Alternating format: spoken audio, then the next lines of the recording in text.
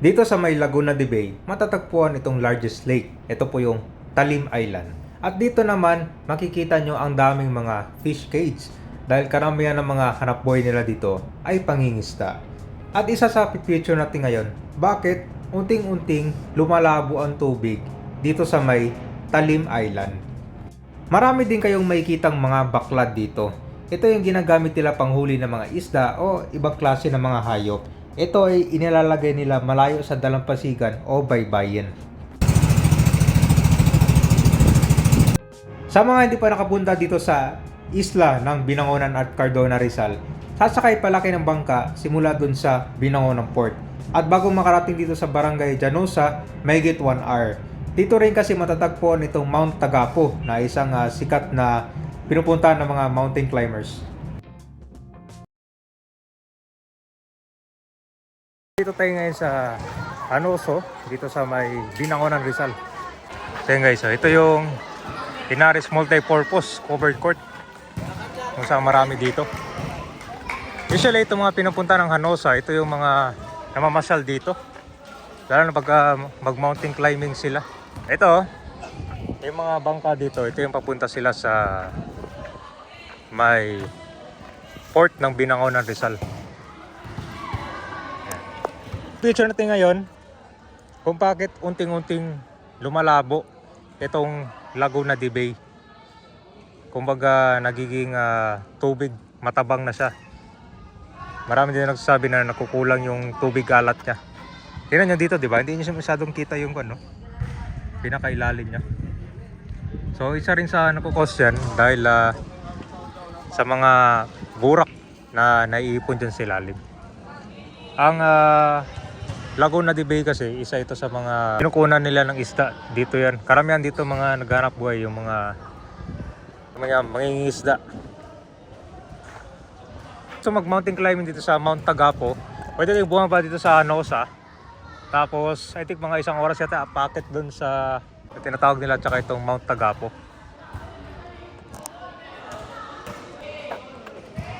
Na rin palang dito maliit na gasoline station, no? Halos karamihan ng mga kabayan, itong mga lugar dito sa Rizal, merong mga Inaris Multipurpose na kanyan covered court. Ang nasasakyan natin, ikot tayo dito sa lugar ng Laguna de Bay. Ito yung maliit na bangka na tinatawag nila. Kung gusto nyong ikutin dito, pwede kang mag-arkila dito para mas matur nyo yung itong Laguna de Bay dito. Papunta tayo dyan sa Gulod, dito sa kabilang barangay naman. Itong nakikita nyo, mga pala yan, mga fish pan na maliliit. Nagpapalaki sila ng mga isda dyan. So ngayon kabayan, kung mapapansin nyo, di ba, unting-unting lumalabo itong Laguna de Bay. Dahil na rin siguro sa mga burak dito na naipon sa ilalim. Tapos, mas maraming tubig tabang dito. Nagkukulang yung mga tubig maalat. Yung tubig maalat, yan pa yung galing sa Manila Bay, dadaan sa Pasig River at papunta dito. Yung tubig alat kasi, malaking tulong yan para mas mabilis yung pagpapalaki ng mga isda dito. Kita mo yung view ng Laguna de Bay, di ba? Makikita nyo tong Talim Island, isa sa largest island dito sa Laguna de Bay. At itong Laguna de Bay naman, isa sa largest lake dito sa Philippines. Kung saan sakop ito mga iba-ibang lugar dito. Lalo na sa Laguna, Metro Manila. Ito na yung Barangay Gulod. Alas magkakatabi lang kung sasakay ka naman ng dito, tricycle or motor, mga 10 minutes. Meron naman na dito mga maliit na kalsada. Pero dito wala mga 4 wheels, mga motor lang yung kadalasan dito. Dito nyo rin matatanaw itong Mount Tagapo. Tapos itong isang bundok na hugis babae na tinatawag nila. Pero may araw dito na malabo, no? Opo. Pag pinapasok po ng tubig alat, tsaka lang po lumilinaw. Pasok ka ng tubig alat tsaka lumilinaw, tama nga pala sabi. Ngayon sir, anong madalas isda ang nahuli dito sa Laguna de Bay? Mga isda po, mamamali, tapos mga tilapia po. Tilapia yung Imelda. Opo. So So itong mga bangka dyan sir, pangpasada yan o panghuli ng mga isda? Pang ano po lang isda. Panghuli. Opo, mga service. Pampasada po yung iba. Yung mga isda hinuhuli dito anong oras? Daling araw po. Opo. Tapos dinadala dun sa Binangonan Port. Opo. Yun na nga, kung gusto nyo bumili ng isda pala, kailangan pala madaling araw. So marami mga iba't ibang kon dito sir, fish pan tulad niyan no. Opo. Yan mga sir, anong laman ng isda dyan sir? Mga bangus, mamamali kung tawagin sa ibang lugar. Pero Bangus mga mali, bigid kung tawagin sa amin. bigid. Yan lang, bangus lang yan dyan. Opo. Mga tilapia. Tilapia. Kung dito bibili ng konser doon sa Binangonan Port, magkano ang kilo ng tilapia? Depende po yun sa may-ari ng isda. Depende no. Kasi may patong na po eh. May patong na. Opo. Dito po So mas maganda kung dito bibili. Opo, mas mura po dito. Nakaakit ka na dyan ng bundok sir? Opo. Ilang oras dyan? Diyan sa butok po. Oo, mga Tagapo. Magpapahinga ako siguro mga isang oras. Isang oras. Dire-diretso ko naman. Kasi hindi mo kaya street eh. So sa concert, sa mga interesado pumunta dyan, anong kailangan nila bago makapunta dyan? Bababa muna po dito sila sa bundok. Dito muna sa Gulod. Opo. Kasi sila pipirma sa meron silang mga information dito kailangan. tapos ito-tour guide na po sila. Yung tour guide sir dito na rin kukuha. Opo. Minsan minsan din. Okay. So ikaw ba no, yung gustong umakyat ng bundok dito? Pero ko lang sir, bawal lang mag-picnic dyan. Yung akit ka lang at baba na agad. Pwede po mag-picnic dyan, pwede na kumain. Basta bawal lang po alak. Bawal alak. Okay. May panahon kasi na kapag nilulumot yung isda, maamoy, di ba? Ganito po yun, ngayong panahon po yun. Ngayong panahon na to, Opo. na nilulumot. So maamoy yung isda. Opo, may amoy po ang isda. So mura yun siya pag ibibenta. Opo. Bumabaha naman dito. Pag umuulan po na malakas, tsaka lang po baba. Pero wala naman ko dito sir na merong bahay na lumubog. Wala po. Wala naman no. Wala po. Hindi pala katulad to sa mga ibang lugar katulad ng Bulacan. Malapit sa Laguna Bay, Kabayan no.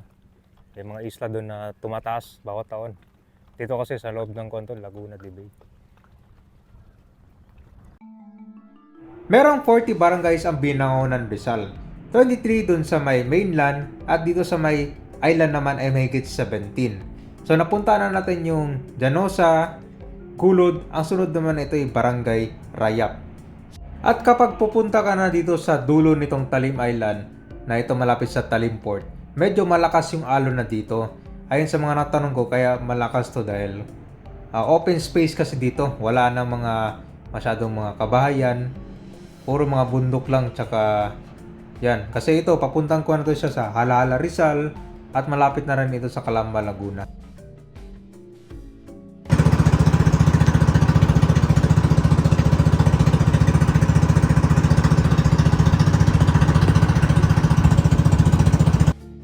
Marami kayong makikita mga baklad dito na malayo sa may baybayin. Ito siya, pinupuntahan ng mga mangingisda lang to dito gamit ng kanilang maliit na bangka.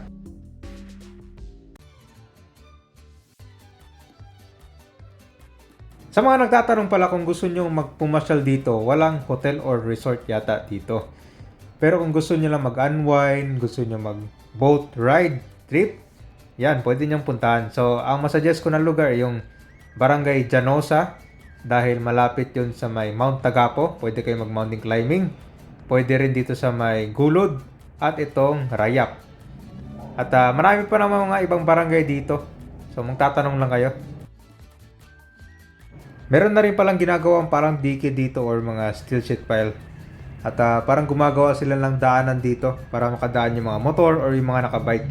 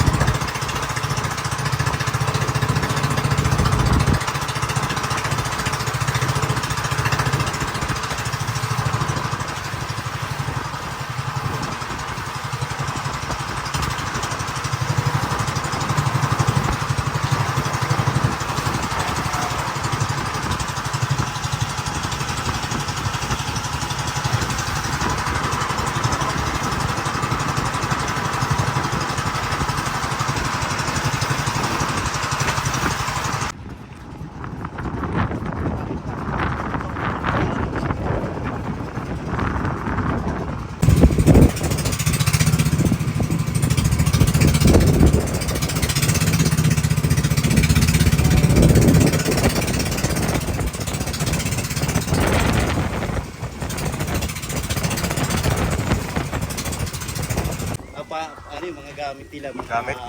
kalakal. Kalakal. Oo, malinda. Isasakay sa kanto, malaking bangka. Oo. So guys, andito na tayo sa Barangay Rayap ngayon. Nandiyan kita. Pakita na natin yung itsura ng mga bahay nila dito. Ayan.